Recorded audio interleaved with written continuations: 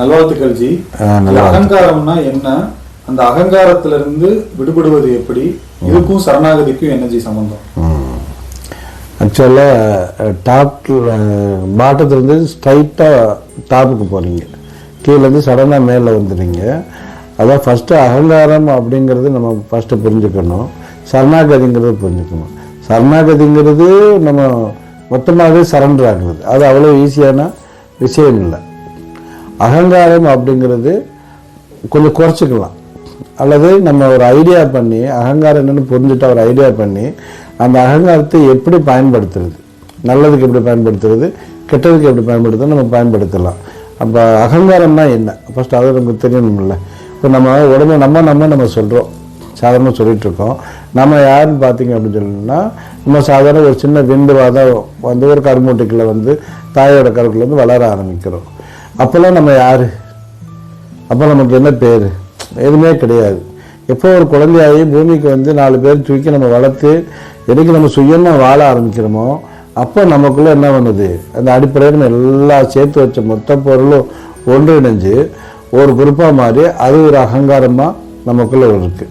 நான் யார் சொல்லி பிறக்கிற இடத்த பொறுத்து சில பேருக்கு இருக்குது. இப்போ பிறக்கிறப்பவே நல்ல வசதியான வீட்டில் பிறந்தால் இயற்கையிலே அவருக்கு என்ன இருக்கும், அகங்காரம் கூட தான் இருக்கும். ஒரு சில பேர் வந்து கிராமத்தில் இதில் பிறந்தால் கூட அகங்காரம் உள்ளே இருக்கும், வெளியில் தெரியாது. அந்த டைம் வர போகிறப்போ அது அவங்களுக்கு என்ன பண்ணும், வெளியில் தெரியும். இப்போ அவங்க நல்லா வசதி இருந்ததுன்னா அந்த அகங்காரம் வந்து சாப்பிட்டா கூட வெளிப்படும்.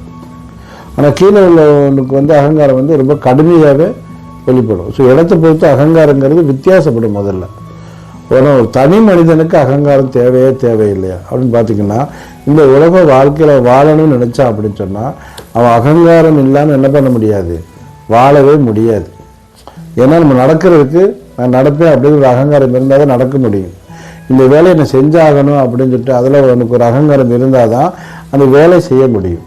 ஆனால் மற்றவங்க முன்னாடி நம்ம கோவப்படுறப்போ கோவப்படணும்னா நம்ம ஒரு கணக்கு பண்ணியிருப்போம், இது இப்படித்தான் நடக்கணும், இது ஒரு நேரத்தில் இருக்கணும் அப்படின்னு நம்ம ஒரு கணக்கு பண்ணியிருப்போம்.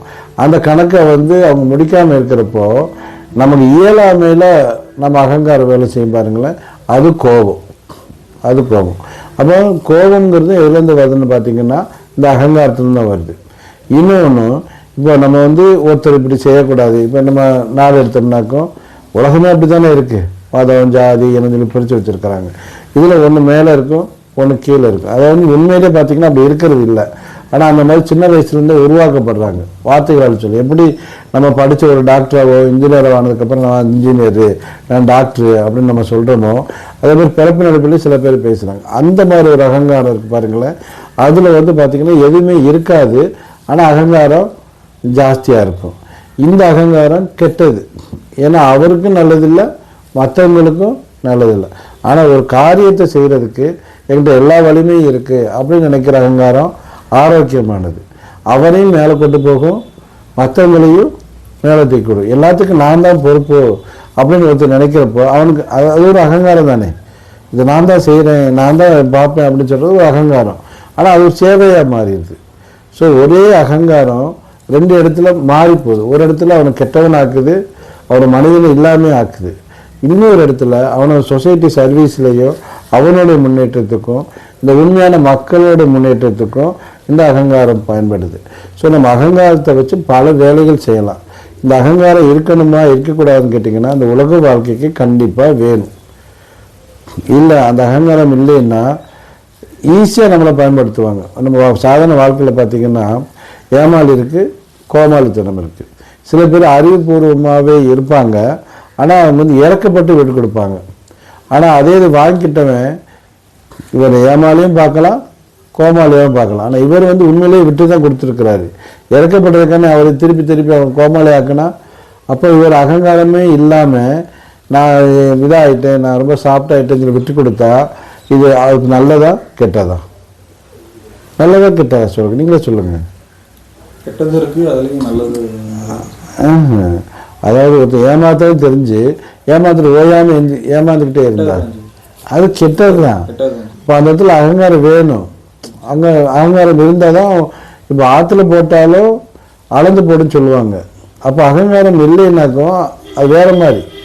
நம்மளே என்ன பண்ண மொத்தமாகவே எடுத்துகிட்டு போயிடுவாங்க. அப்போ அகங்காரம் ஒரு மனிதனுடைய தனி இருப்புக்கு ரொம்ப ரொம்ப அவசியமானது. ஆனால் அதை எப்படி பயன்படுத்தணும், எங்கே பயன்படுத்தணும், யாருக்கு பயன்படுத்தணும், எதற்காக பயன்படுத்தணும், ஏன் பயன்படுத்தணும், இந்த கொஸ்டினை வச்சு அந்த அகங்காரத்தை பயன்படுத்தணும்னா அகங்காரம் மாதிரி சிறந்த ஒன்றும் இல்லை. அதை தவறாக பயன்படுத்த போகிறப்ப தான் அனைத்து பிரச்சனைகளும்.